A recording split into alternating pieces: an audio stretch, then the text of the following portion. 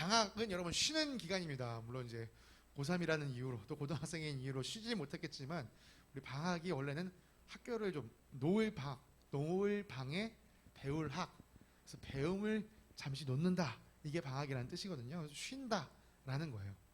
쉬는 건 참 좋죠. 나는 쉬는 게 싫습니다 하는 친구 있나요?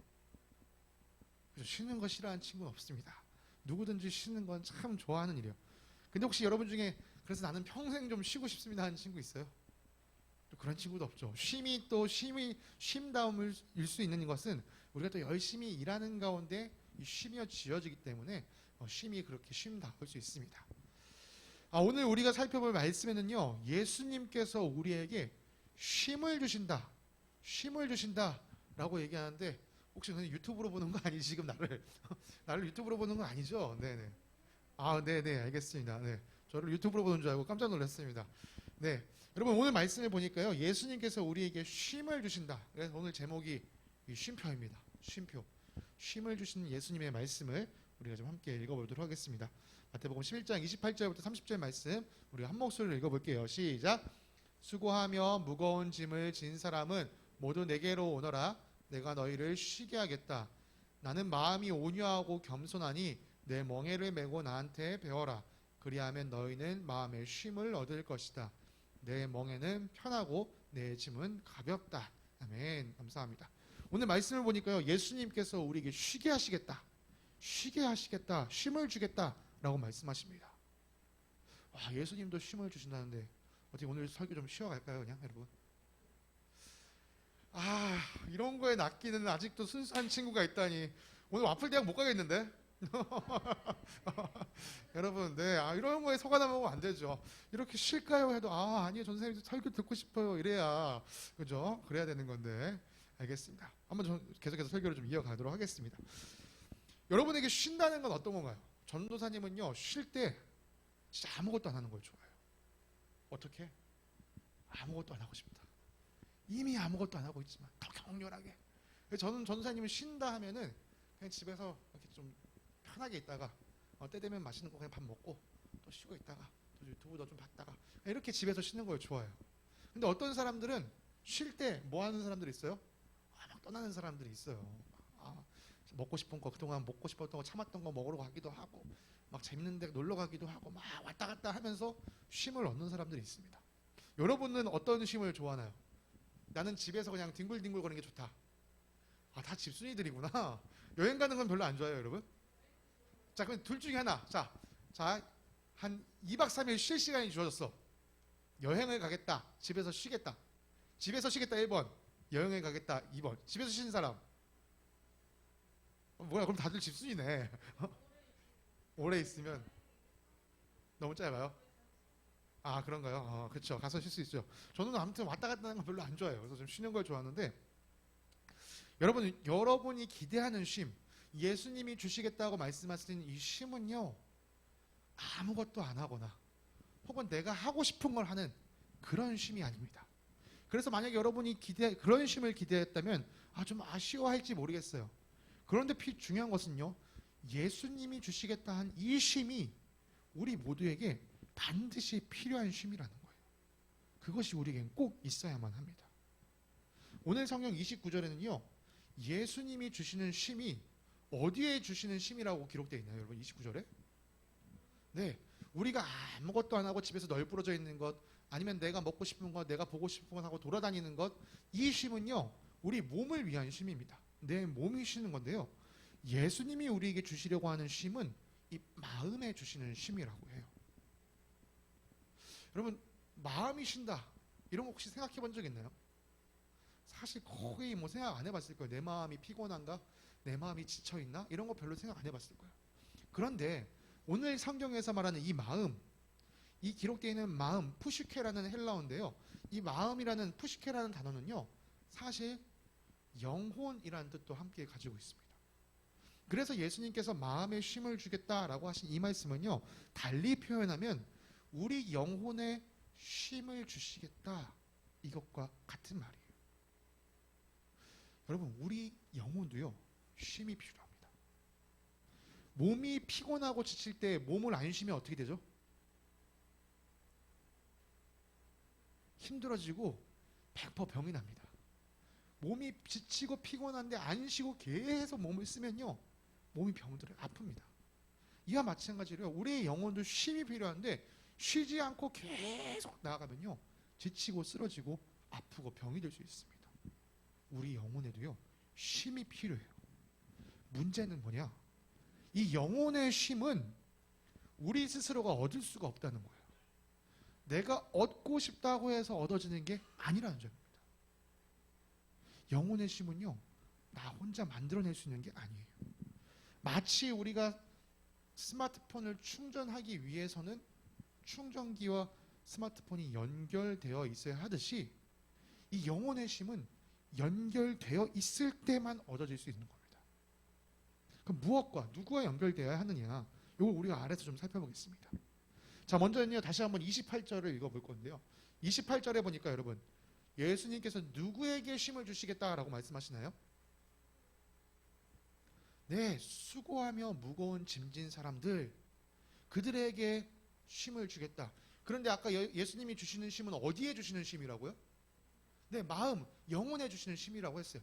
다시 말해서 예수님이 말하는 수고하며 무거운 짐진 자일 때 이 짐은요, 우리 눈에 보이는 짐이 아니에요. 지금 수아도 지금 신이도 어딘가 가방이 있겠죠. 여러분, 우리 가방은요, 내 눈에 보여요. 이 가방은 가볍지만요, 아까 여행 가는 사람 가방 맞죠? 그 무거운 가방. 그런 육신의 짐이 아닙니다. 여기서 짐 지고 있다는 건 뭐냐? 우리 마음에, 우리 영혼의 짐을 지고 있다는 거예요. 많은 사람들은요, 이 영혼의 짐을요, 잘못된 짐, 불필요한 짐을 지고 살아갑니다. 그러다 보니까 우리가 지지 않아도 될 짐을 지고 살다 보니까 그 영혼이 낑낑대고 애쓰고 수고하고 있는 거예요. 예수님은 그런 사람들, 그리고 우리 모두를 쉬게 해주겠다라고 말씀하고 있습니다. 그런데 한 가지 조건이 있어요. 수고하고 짐진자들아 내가 쉬게 하겠다는데 그 사람들이 어떻게 해야 되는 거예요? 먼저 첫 번째는 맞아요. 예수님께로 와야 돼요. 수고하고 무거운 짐을 지고 예수님한테 가지 않으면 이 쉼을 얻을 수가 없습니다. 첫 번째는요, 먼저 일단 예수님 앞에 나와야 돼요. 이 짐을 들고. 근데 이 1단계를 지나야 됩니다. 이건 1단계입니다. 수고하고 무거운 짐진 사람들이 쉼을 얻기 위해 1단계는 예수님 앞에 나오는 건데요. 그 다음에 해야 될 한 가지 단계가 더 있습니다. 29절에는 뭐라고 되어 있죠? 네, 멍에를 메고 나에게 배워라. 내 멍에를 메고 나에게 배워라. 이게 두 번째 단계입니다. 예수님 앞에 와서 그냥 널브러지는 게 아니고요, 예수님께 배워야 너의 마음에, 너의 영혼에 쉼을 얻는다라고 하고 있죠. 우리 친구들은 그래도 여기는 이제 고등학생 수준이니까 멍에가 뭔지 알 것 같아요. 뭐 직접 아마 볼 일은 거의 없었을 거예요. 왜냐면 멍에는 주로 시골에서 쓰니까. 소가 밭을 갈거나 혹은 소 뒤에다가 이제 수레를 연결할 때 이 소 목에 걸려 있는 요 나무를 우리가 멍에라고 합니다. 소가 무언가를 끌고 갈 수 있게끔 도와주는 도구인 거죠. 이 멍에는요, 이 소가 주로 쓰긴 하지만요, 사람이 쓸 때도 있어요. 사람이 어떤 무거운 짐을 들고자 할 때 자기 목에다가 멍에를 걸치고 이렇게 합니다.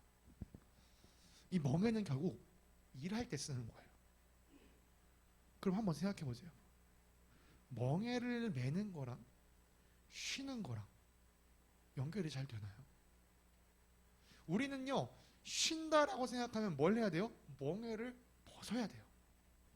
멍에를 벗어야 쉬는 것 같지 멍에를 매는 게 쉼처럼 여겨지지 않습니다. 그런데 예수님은 뭐라고 그랬어요? 내 멍에를 메고 내게 배워라. 왜 예수님은 멍에를 벗어던지고 쉼을 얻어라 라고 하지 않고 내 멍에를 메고 배워서 쉼을 얻어라 라고 말씀하시는 걸까요? 앞서서 전도사님은요, 우리의 영혼이 스스로 쉼을 얻을 수 없다라고 했습니다. 스스로 회복할 수 있는 존재가 아니에요. 마치 스마트폰이 아까 말했던 것처럼 충전기와 연결되어야지만 충전이 되듯이 우리는 연결되어 있을 때만 우리의 영혼이 쉼을 얻을 수 있습니다. 어디에 연결되어 있어야 하느냐? 우리에게 생명을 주시는, 우리에게 영원한 생명을 약속하시는 하나님께 연결돼 있을 때만 우리는 쉼을 얻을 수 있습니다. 내가 살 수 있다, 내 영혼이 죽어가는 게 아니라 내 영혼이 살 수 있다라는 소망이 우리 안에 있을 때 우리 영혼이 쉼을 얻을 수 있는 거예요. 여러분 한번 생각해 보세요. 여러분들도 스마트폰을 가지고 있으니까 알 거예요. 막 돌아다닐 때 핸드폰 배터리가 만땅일 때는 별로 문제되지 않습니다. 근데 내가 막 버스를 타고 멀리 가야 되는데 내 배터리 잔량이 막 15%, 10% 여러분 느낌이 어때요? 벌써 숨이 막혀옵니다. 와, 꺼지면 안 되는데, 꺼지면 안 되는데. 그런데 여러분들이 집에서 충전기랑 연결한 상태로서 핸드폰을 쓸 때를 한번 생각해 보세요. 여러분 걱정하고 쓰나요? 걱정 안 해요. 엄마가 물론 와이파이를 끊지 않을까 걱정할 수는 있겠지만 배터리가 떨어질까 걱정하지 않습니다. 여러분이 1시간을 하든 2시간을 하든 이 스마트폰이 충전기랑만 연결되어 있으면 배터리가 다 걱정을 하지 않아요. 이렇게 두려움과 불안과 염려에서 떨어져 있는 상태, 걱정하지 않는 상태, 이것이 바로 쉼을 얻는 것이에요. 우리의 영혼이 하나님과 연결되어 있을 때만 이 쉼을 우리가 느낄 수 있다는 거죠. 이 땅에서 하나님과 연결된 삶을 사는 것, 그것은 우리가 계속 마태복음을 통해서 묵상했던 한 가지 주제입니다. 그게 뭐냐면 하나님의 다스림 아래에 있는 거예요. 하나님 다스림 안에 있는 방법을 예수님께 배워야 합니다. 예수님께 이 방법을 배우지 않으면 어떻게 되냐? 자기 마음대로 이렇게 하면 하나님이 기뻐하시겠지, 저렇게 하면 하나님이 기뻐하시겠지 하는 그 자기 마음대로 하나님을 섬기게 돼요. 이 일을 유대인들이 많이 했었어요. 하나님께서는요 이스라엘 백성에게 내 백성답게 살 수 있는 방법, 율법을 주셨습니다. 이거 정말 중요한 거예요.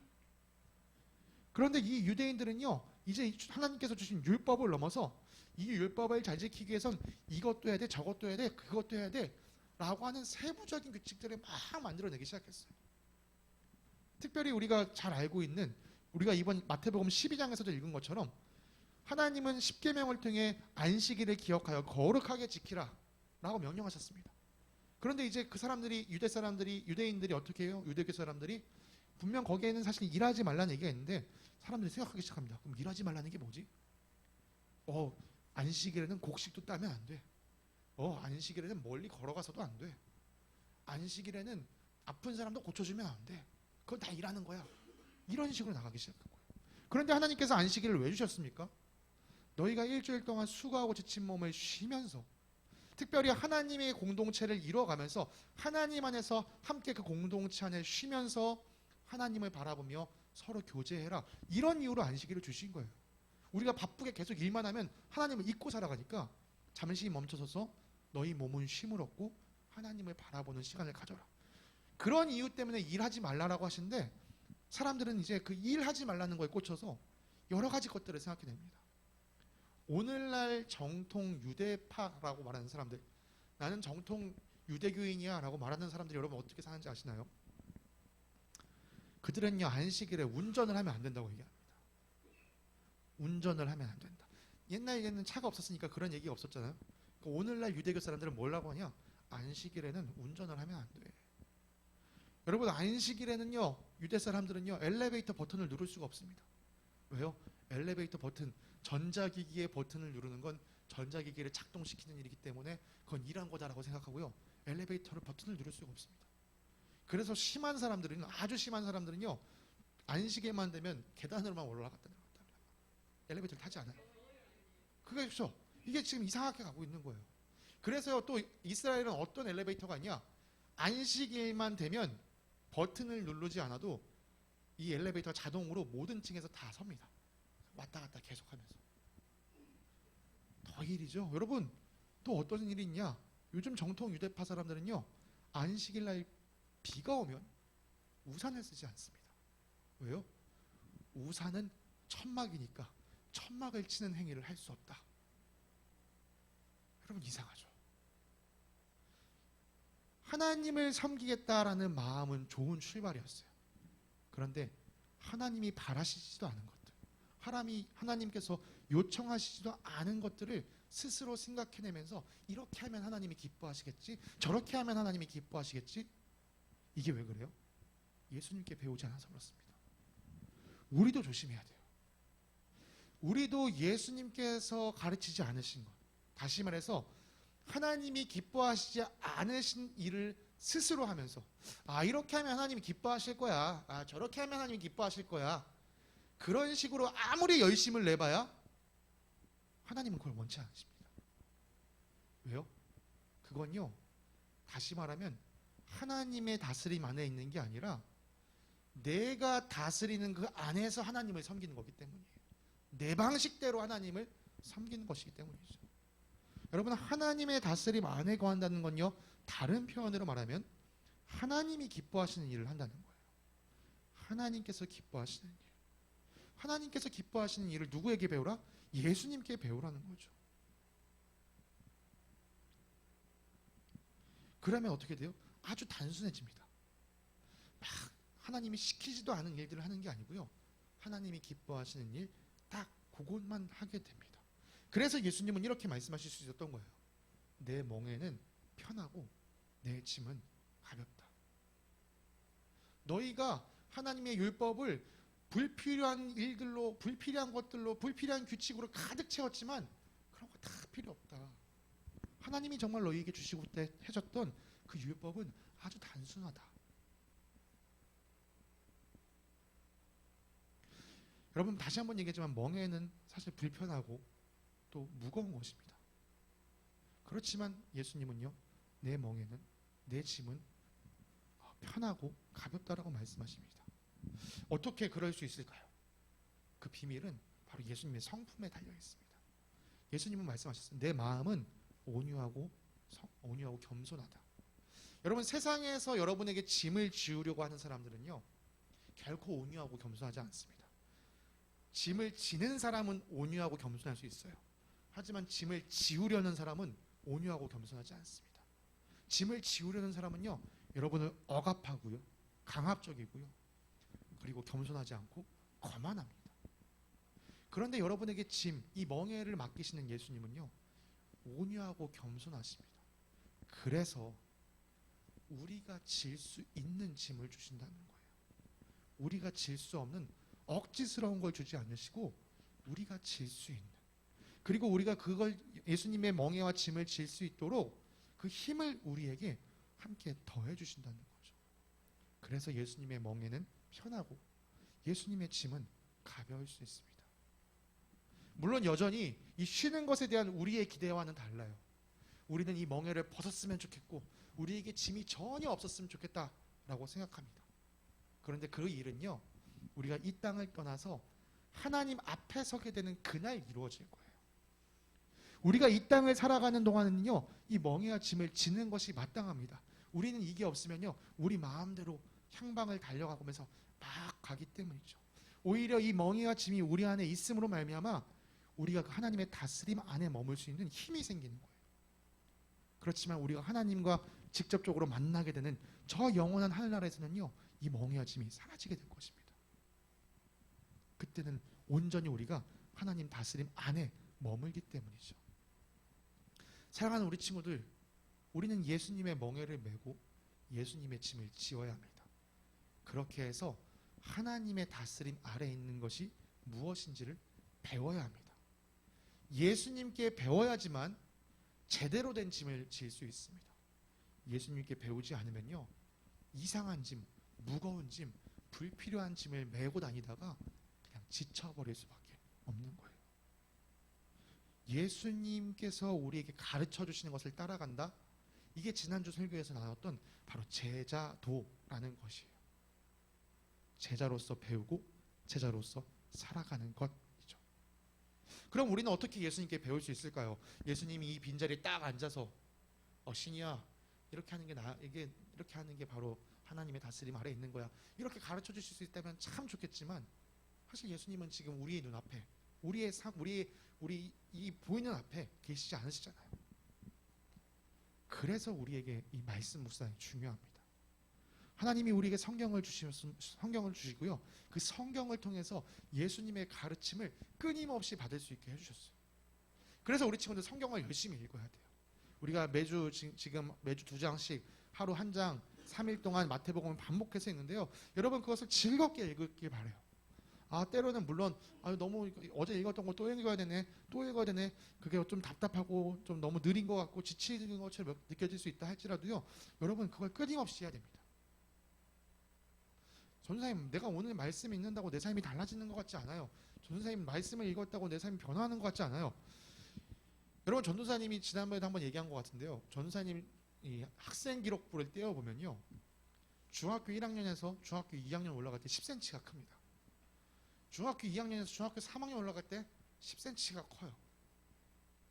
고등학교 1학년에서 고등학교 2학년 올라갈 때 10kg가 찌는 거니까 이거 아니구나. 다시 10cm로 내려와서 중학교 때 매년 10cm가 컸습니다.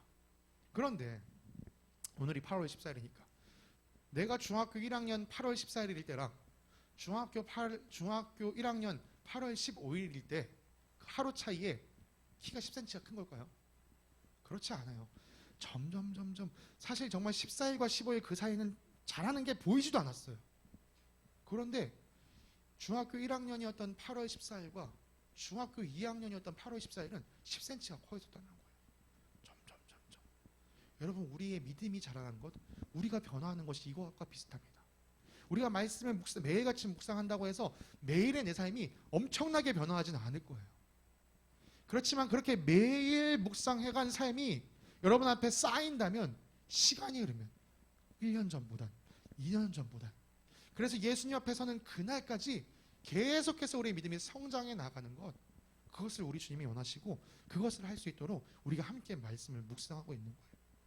사랑하는 친구들, 오늘 당장의 변화가 나타나지 않는다고 포기하지 마시고 말씀 읽는 것 꾸준히 하셔서 정말 주님이 보시기에 아름다운 믿음으로 성장하는 귀한 친구들 되길 간절히 소망합니다. 전사님이 기도하고 오늘 설교를 마치도록 할게요.